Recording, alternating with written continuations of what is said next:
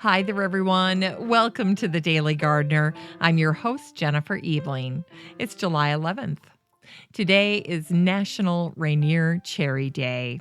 Rainier cherries were first bred at Washington State University by crossing Vans and Bings.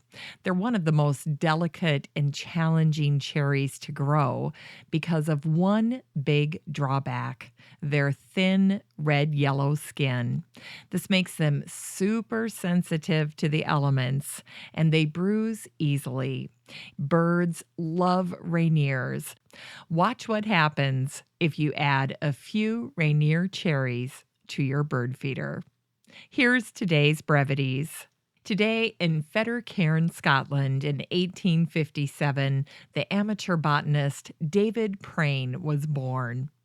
Prain would ultimately become the director of the Royal Botanic Gardens of Calcutta and Kew.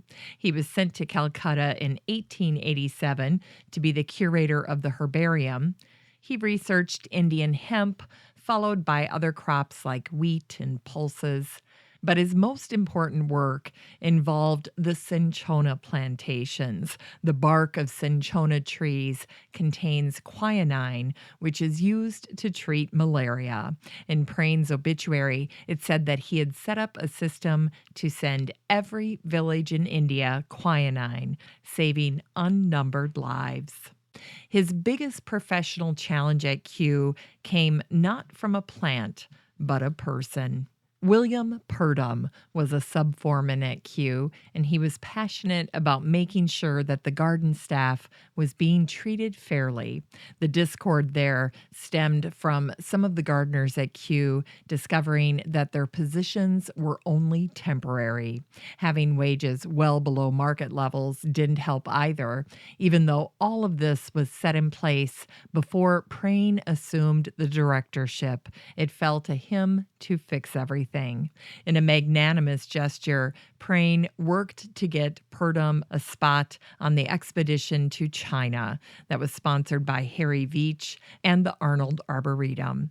Today, history looks back at Prain with admiration that he could recognize the talents of an employee even while disagreeing with him.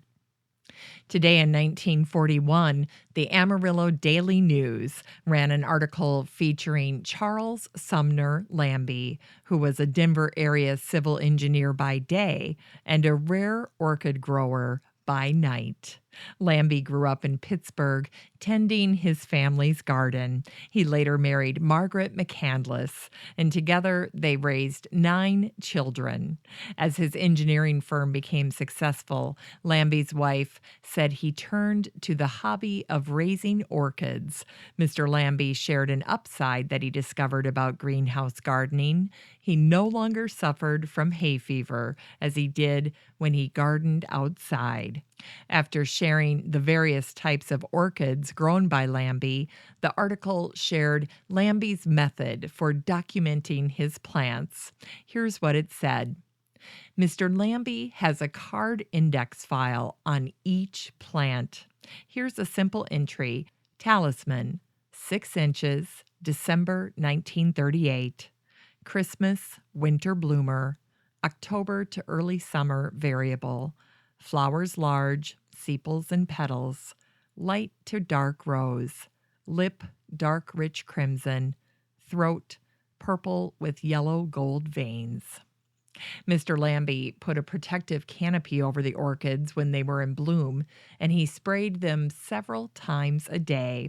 As the reporter for the story was leaving, Mrs. Lambie showed him a small orchid and shared that Mr. Lambie was given the orchid when he subscribed to an orchid magazine.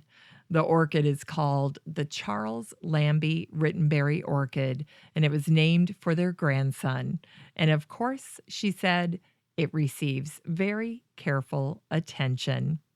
On this day in 1950, a very unusual dwarf amaryllis species was collected in Peru by the eminent botanist Dr. Ramon Ferreira on July 11th, 1950, and he sent it to Dr. Hamilton Traub in the United States. Unfortunately, the bulbs experienced frost while they were being shipped in the mail. Some of the bulbs were totally destroyed, but the surviving bulbs had all been damaged as well. It took almost 18 months for Dr. Traub to nurse the frosted plants back to health. In recognition of his patience and skill, the amaryllis was named Hippeastrum traubii. In Unearthed Words, here's a sweet diary entry from 1938 for today by Canadian naturalist Charles Joseph Sariel, shared by the Toronto Archives on their fabulous Twitter feed, which is a wonderful thing to follow. Here's what it said. I find it hard to come in from the flower borders. My pansies are a garden of enchantment in themselves. People who love pansies should grow them from seed. I took the advice, and I have never had such a profusion of bloom and of so many colors. Today's book recommendation is Ornamental Shrubs, Climbers, and Bamboos by Graham Stewart Thomas. Graham Stewart Thomas introduces this essential comprehensive reference this way. All through my life, I've been discovering plants. I can claim to have grown either directly or by proxy, perhaps 3/4 of the shrubs in this book. Graham Stewart Thomas helps gardeners relate to shrubs. His descriptions of the characters of each plant are short and lively. They help amateurs and professionals choose what to grow and what to avoid. Today's garden chore is to deadhead to encourage more blooms. People say this all the time, but we often fail to tell new gardeners what happens if you don't deadhead. Well, you might miss out on valuable time that your plant could be using to create that second flush of blooms. Plants to deadhead for a second flush include coreopsis, blue and white clips, geraniums, and dianthus, just to name a few. Another reason to deadhead is to encourage more blooms the following year. Remember, dead flower heads become seed pods, and that takes energy from the plant. So, deadhead things like peonies, roses, iris, and lilies. Finally, here's something sweet to revive the little botanic spark in your heart. Today in 1936, the Danish botanist Clarence Henry Dennison celebrated his 103rd birthday.